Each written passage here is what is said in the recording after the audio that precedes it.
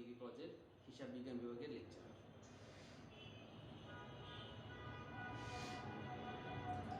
আমরা principal accounting এর আগে অনেকগুলো ক্লাস ইতিমধ্যে করে নিয়েছি। আজকে আমরা নতুন একটা অধ্যায় শুরু করব, যে অধ্যায়টা আমরা এর আগে এইচএসসি লেভেলে করে এসেছি, যেটাকে আমরা কার্যপত্র বা ইংলিশে বলবো হলো ওয়ার্কশিট। এখন কার্যপত্র বা ওয়ার্কশিট আমরা করব কিভাবে, সেটা হলো প্রশ্ন। তো কার্যপত্র সাধারণত কোনো কিছু না বললে 10 কলাম সিস্টেম করতে হয়।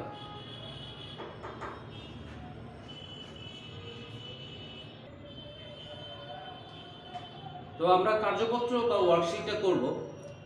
এখন আমি যেটা বলতে চাচ্ছিলাম যে এটা যদি কোনো কিছু না বলা হয় তাহলে 10 কলাম বা 10 কলাম কার্যপত্র বা ওয়ার্কশিট করতে হয়। এখন তার আগে খুবই গুরুত্বপূর্ণ যে বিষয়টা, সেটা অবশ্যই এই অঙ্কের অ্যাডজাস্টিং এন্ট্রি বা সমন্বয় জাবেদাগুলো ক্লিয়ার হতে হবে। এই কারণে আমি সমন্বয় জাবেদার অনেকগুলো ক্লাস ইতিপূর্বে নিয়েছি, যাতে সমন্বয় জাবেদাগুলো আমাদের ক্লিয়ার হয়ে যায়। এটা মাথায় রাখতে হবে, সমন্বয় জাবেদা যদি কোনো উইকেন্স বা সমন্বয় কোনো উইকনেস যদি থাকে বা দুর্বলতা থাকে, তাহলে কিন্তু কার্যপত্রে সেই দুর্বলতা কাটিয়ে ওঠা খুবই দুষ্কর। সো সমন্বয় জাবেদাগুলো আমাদের ঠিক মতো শিখে নিতে হবে। যাই হোক, তো আমরা কার্যপত্র করব। তো বরাবরের মতো আমি যেভাবে করি, প্রথমে আমি একটা অঙ্ক লিখে নেব, দেন এই অঙ্কটার সমাধান করব।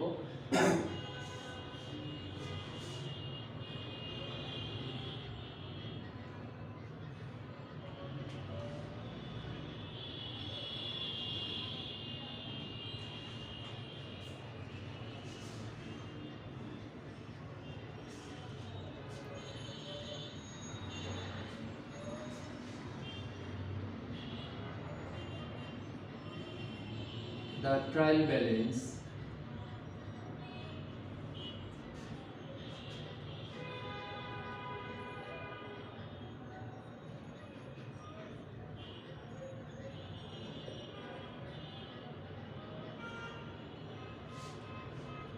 ten columns of the worksheet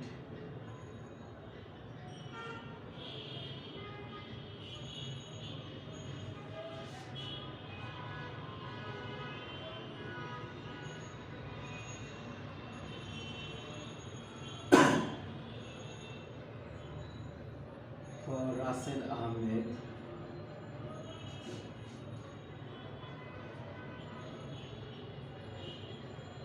at March 31, 2017 are as follows.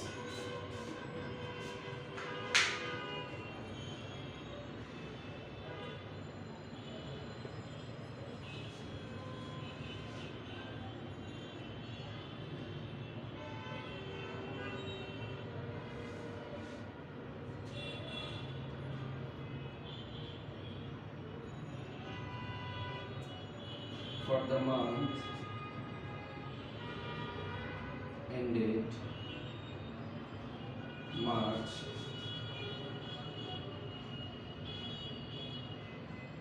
31, 2017.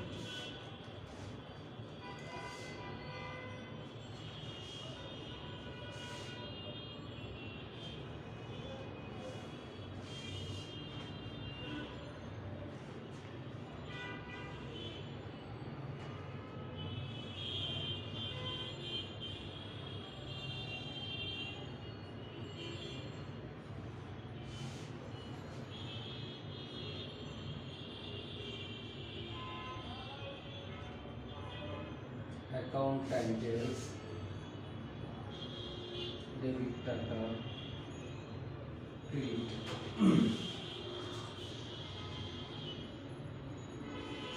cash 4500,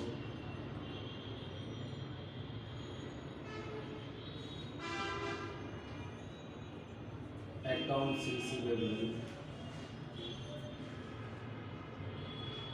3200,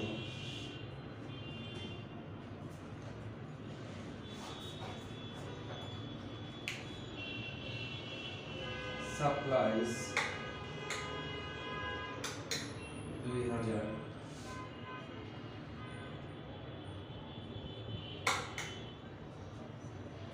equipment 11000,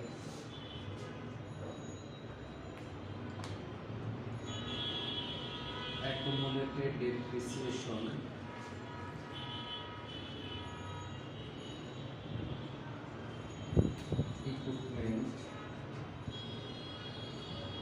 1250,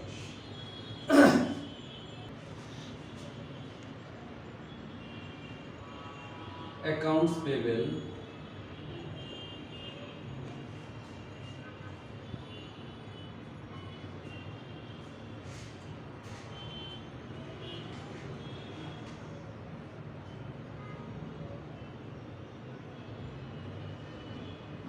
2500, unearned service revenue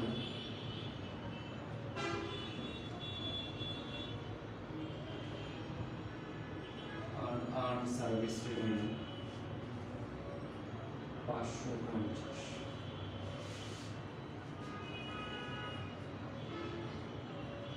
honors capital 12900, honors drawings 1100, service revenue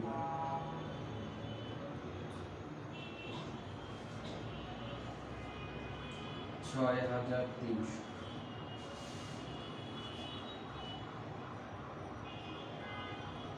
salaries and wages 1300, miscellaneous expense 400, total 23000,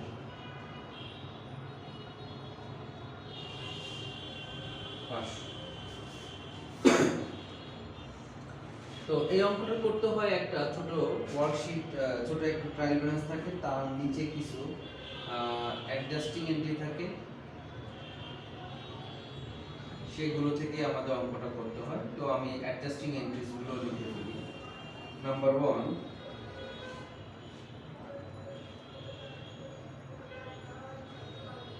supplies on hand টাকা 480,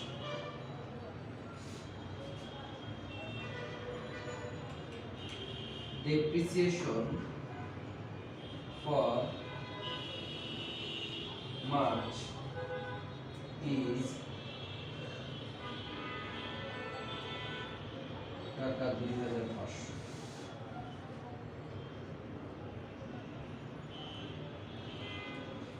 unearned revenue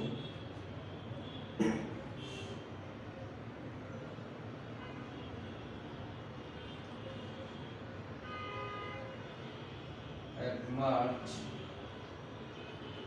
260,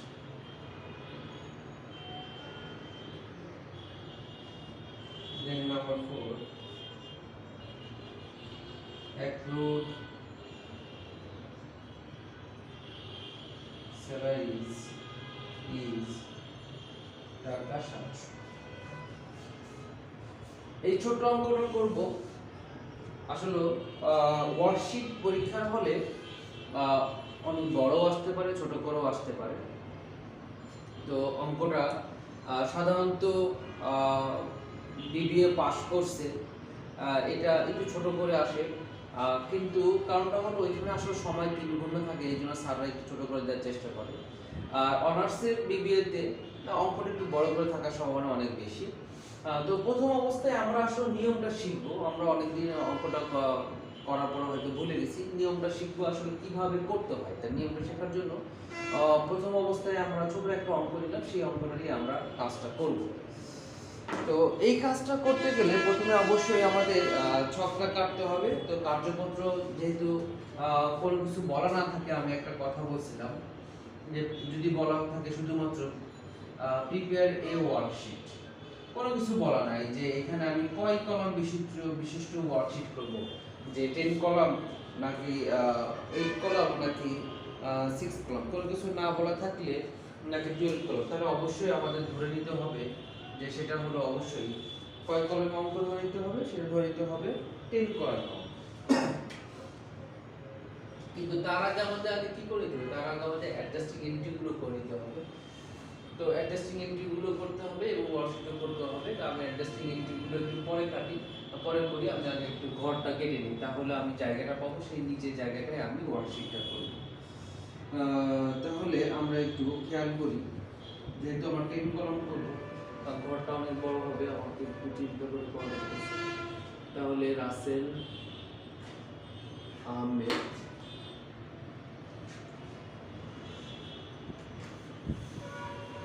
worksheet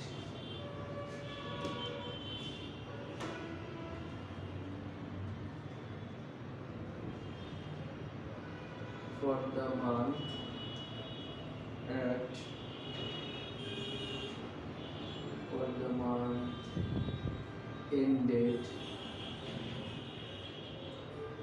March 31, 2017।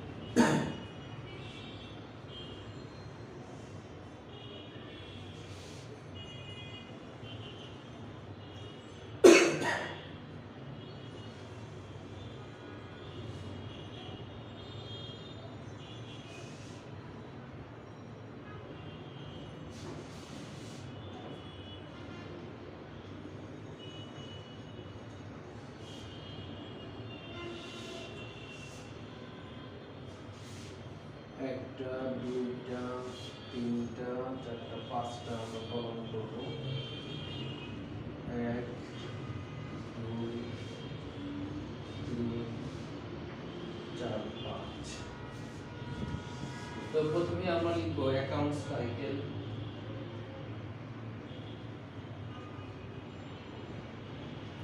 তারপরে আমরা প্রতিটা আবার দুইটা করে কলম,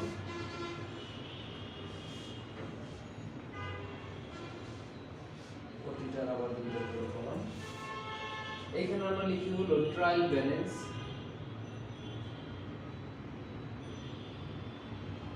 তারপরে আমরা এখানে লিখি হলো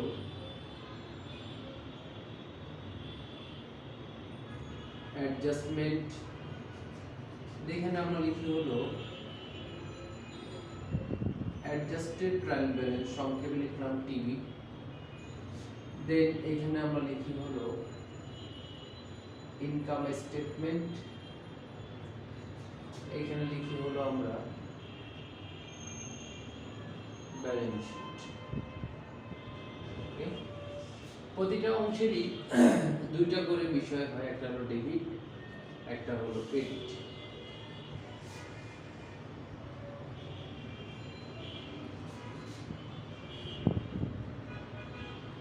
ডেবিট এবং ক্রেডিট। ওকে, ডান। এটা করার পরে আমরা ইচ্ছা করলে কলাম দিয়ে ঘর দিতে পারি, আবার ইচ্ছা করলে ঘর ছাড়াও করতে পারি। তো আমি ঘরগুলো দিচ্ছি না, তাহলে আসলে অনেক সময় লেগে যাবে, এই জন্য আমি ঘর ছাড়া করতেছি। তার আগে আমি বলছিলাম যে আমি অ্যাডজাস্টিং এন্ট্রিগুলো করব। তো এইখানে অ্যাডজাস্টিং এন্ট্রিগুলো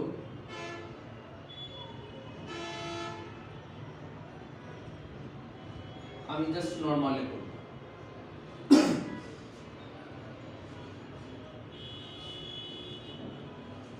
তো প্রথম জায়গাতে আমরা লিখি supplies expense debit and supplies credit. টাকার পরিমাণ অন হ্যান্ড হলো 480 টাকা, তাহলে আমার খরচ হয়েছে কত? 1520 টাকা। আমি জায়গাটা করার পরে আরো একবার ইনশাআল্লাহ বুঝিয়ে দিব। পরে যেহেতু আমরা সবাই পারি ডেপ্রিসিয়েশন এক্সপেন্স ডেবিট টাকার পরিমাণ 250 টাকা এবং accumulated depreciation credit, accumulated depreciation credit. Then number 3 বলছে আনআর্নড রেভিনিউ। তো এটা আমরা যাবতীয় করি, যেহেতু আনআর্নড কথা বলছে অবশ্যই এটা সাথে সার্ভিস রেভিনিউ এর মধ্যে একটা সম্পর্ক থাকবে, তাহলে যাবতীয় হবে unearned service revenue debit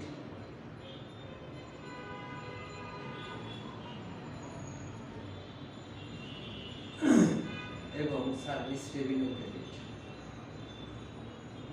service revenue credit. টাকার পরিমাণ আমাদের কত বলছে? টাকার পরিমাণ ছিল হলো 260 আর অঙ্কের মধ্যে ছিল হলো 550, তাহলে এটা থেকে এটা বাদ দিলে থাকে হলো 290। দেন নাম্বার 4 অ্যাক্রুড স্যালারিজ, এটা খুবই সহজ, স্যালারিজ এক্সপেন্স ডেবিট এবং স্যালারিজ পেয়েবল ক্রেডিট। টাকার পরিমাণ 700। তা আমার ধারণা যে এই দুটোর মধ্যে কোনো সমস্যা নাই, সমস্যা বা প্রবলেম যদি হয় এর মধ্যে বলি, আমাদের সাপ্লাইজ অন হ্যান্ড আছে হলো 480, অঙ্কের মধ্যে সাপ্লাইজ আছে, তাহলে এই টাকা থেকে এই টাকা বাদ দেওয়ার পরে যে টাকা অবশিষ্ট থাকে সেই টাকা আমাকে ধরতে হবে যে আমাদের অন হ্যান্ড 480 থাকে, তাহলে বাকিটুকু আমাদের খরচ হয়েছে, আর খরচে যাবে আমাদের সাপ্লাইজ এক্সপেন্স ডেবিট আর সাপ্লাইজ ক্রেডিট।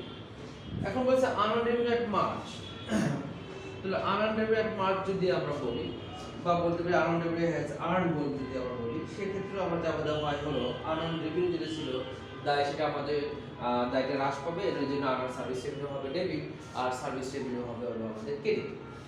তো আমরা খেয়াল করি আমরা কি করব, প্রথমে আমরা লিখব হলো ক্যাশ, আমরা অঙ্কের মধ্যে যা যা আছে তাই আগে সাজাই নিই, তাহলে সব থেকে ভালো হয়।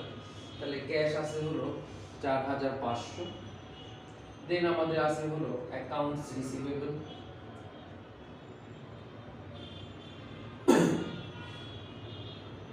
অ্যাকাউন্টস রিসিভেবল এটা টাকার পরিমাণ আছে হলো 3200। তারপরে আছে হলো সাপ্লাইজ, টাকার পরিমাণ আছে হলো 2000। তারপরে আছে হলো ইকুইপমেন্ট, ইকুইপমেন্ট টাকার পরিমাণ আছে হলো 11000। দেন আছে হলো অ্যাকুমুলেটেড ডেপ্রিসিয়েশন, অ্যাকুমুলেটেড ডেপ্রিসিয়েশন এটা টাকার পরিমাণ আমাদের দায় দিকে আছে হলো 1250। তারপরে আছে হলো অ্যাকাউন্টস পেয়েবল,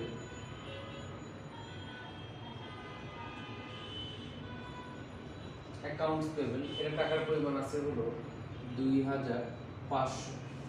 তারপরে আছে হলো আনআর্ন, আমি একটু সংক্ষেপে লিখলাম সার্ভিস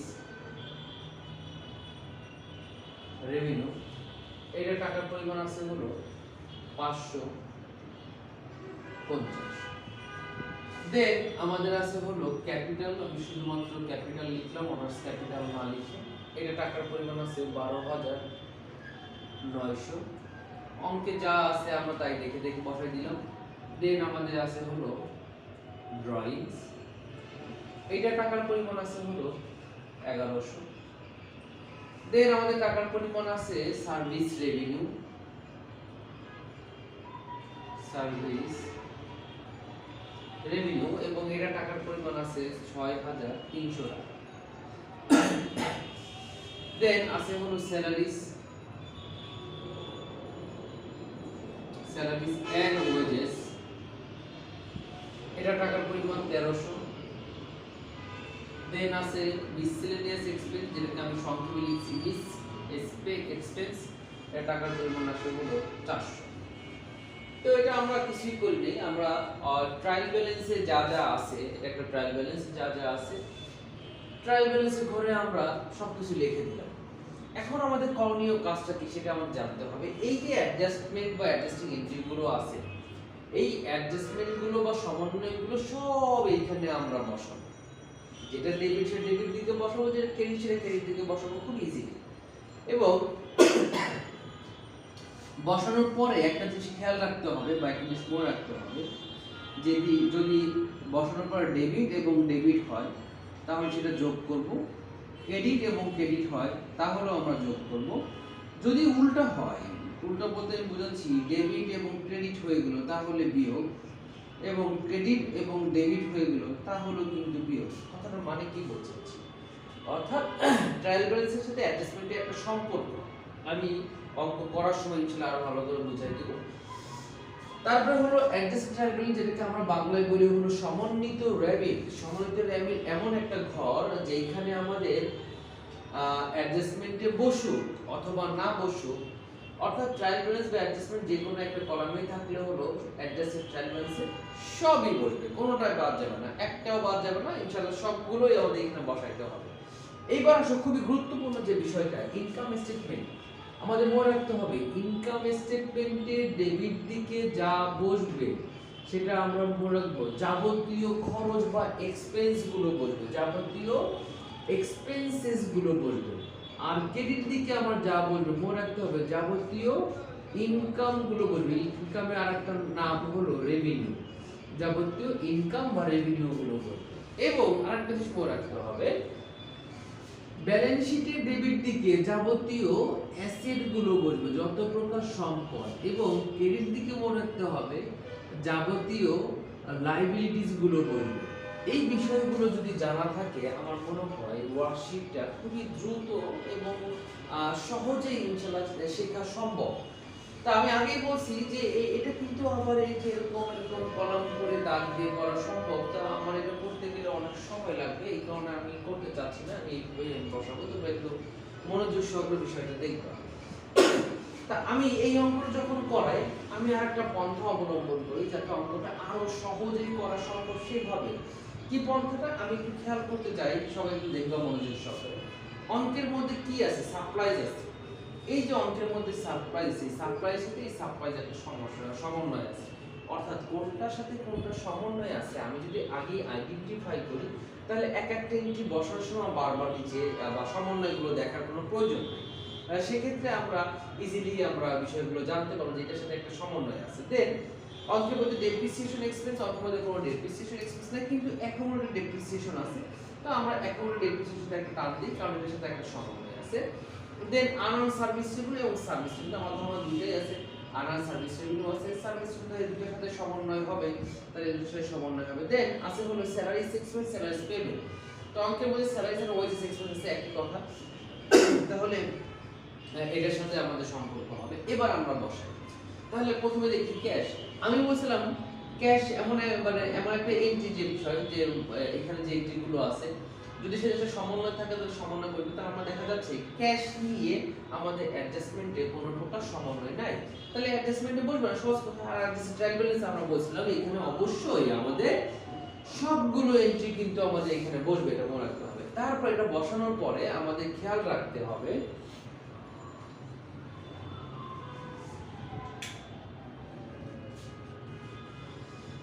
আচ্ছা, যেটা বলতে চাচ্ছিলাম যে এটা বসানোর পরে আমাদের খেয়াল রাখতে হবে যে ক্যাশটা আমাদের কোনো আয় ব্যয় নাকি সম্পদ না দায়।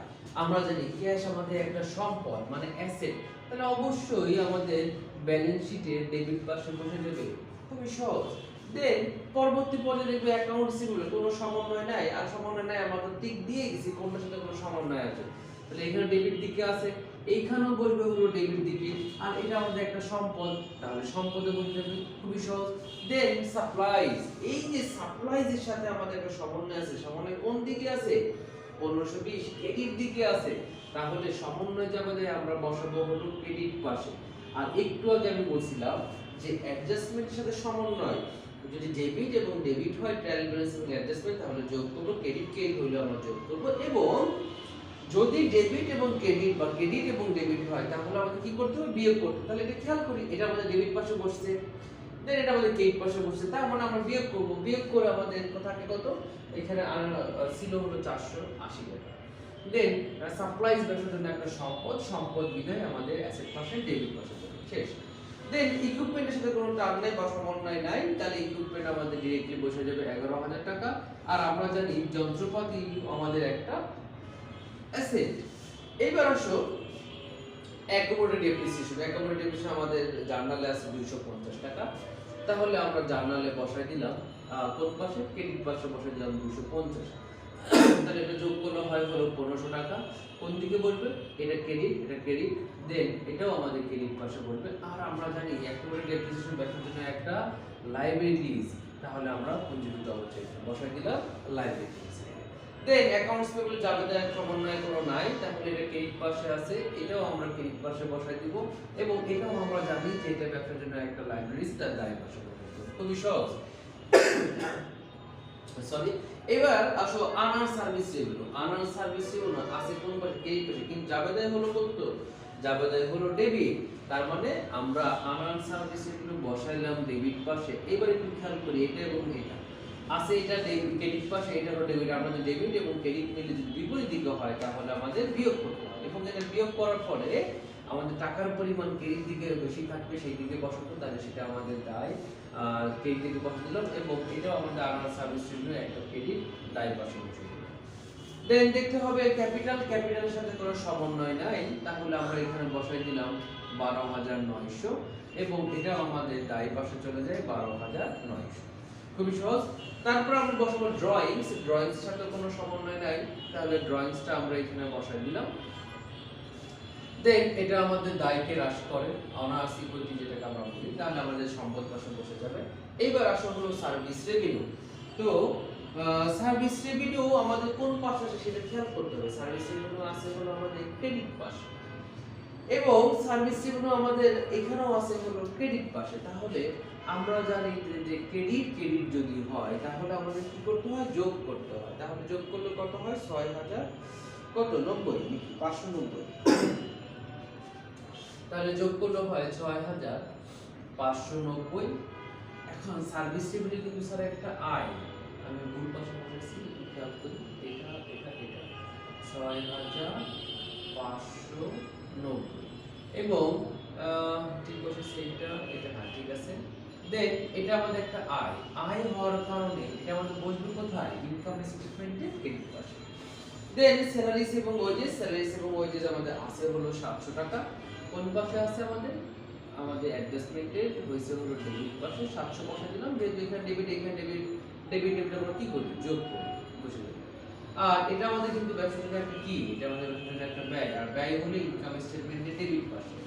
দেন মিসেলেনিয়াস এক্সপেন্সের সাথে কোনো অ্যাডজাস্টমেন্ট নাই, খুবই সহজ, 400, দেন বসাই দিলাম 400। তো দেখা যাচ্ছে আমরা সব জিনিসগুলো অ্যাডজাস্টমেন্ট করে ফেললাম। আশা করি তোমরা খুব সহজে বিষয়টা বুঝতে পারছো।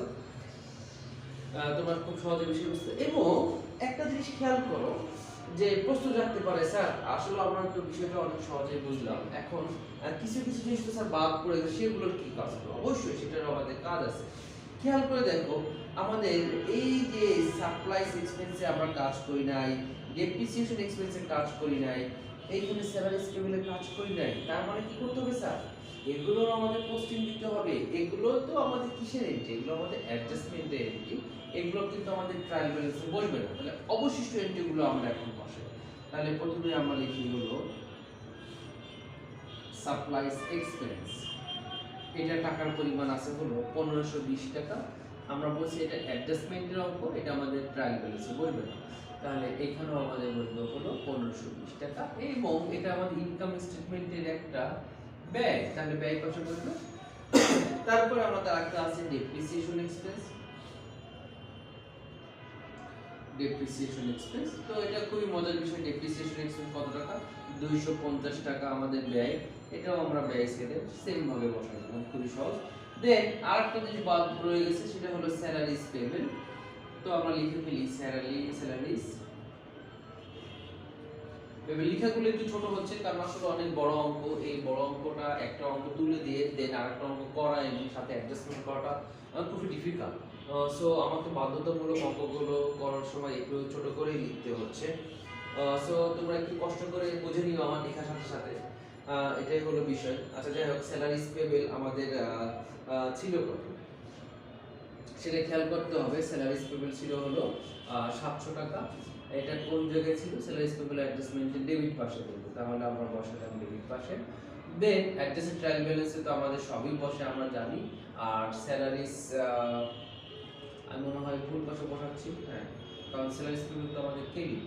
সো এখানে বসবে হলো ক্রেডিট পাশে, অ্যাডজাস্ট ট্রায়াল ব্যালেন্সও ক্রেডিট পাশে, আর এটা আমাদের পেবল, যেহেতু এটা আমাদের একটা দায় বসে যাবে। এখন আমরা কি করব? এখন আমরা যোগ বিয়োগ করব। তো আমাদের যোগ বিয়োগ করার সিস্টেমটা আমরা জানি যে যোগ বিয়োগ আমরা কিভাবে করতে হয়। তো আমি একবার টান দিয়ে দিলাম, এই কারণে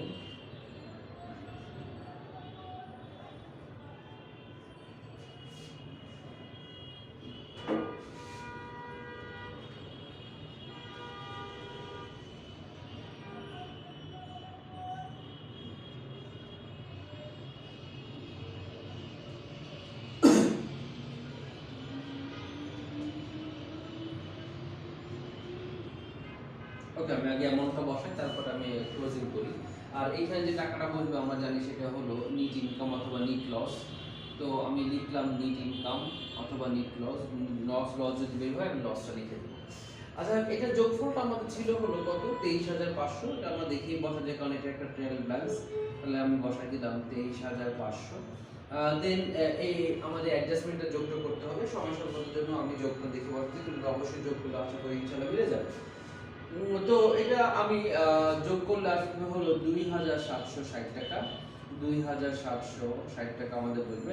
দেন অ্যাডজাস্ট ট্রায়াল ব্যালেন্স এটা যোগ করলেও কিন্তু দুই সাইড মিলে যাবে, এটা মাথায় রাখতে হবে। এটা দুই সাইড মিলে যাবে 24,450 টাকা। 24,450 টাকা দুই সাইড মিলে যাবে। দেন মিলবে না কোনটা, এটা মাথায় রাখতে হবে। মিলবে না কিন্তু আমাদের ইনকাম স্টেটমেন্টে যদি টাকার পরিমাণ ক্রেডিট দিকে বেশি হয়, তাহলে সেটা হলো আমাদের নিট ইনকাম বের হয়। এই টাকা থেকে এই যে টাকাগুলো আছে এগুলো বিয়োগ করার পরে যে টাকাটা অবশিষ্ট থাকবে সেটাই হলো আমাদের নিট ইনকাম। এবং এই নিট ইনকামের পরিমাণ আমাদের বের হয় কত?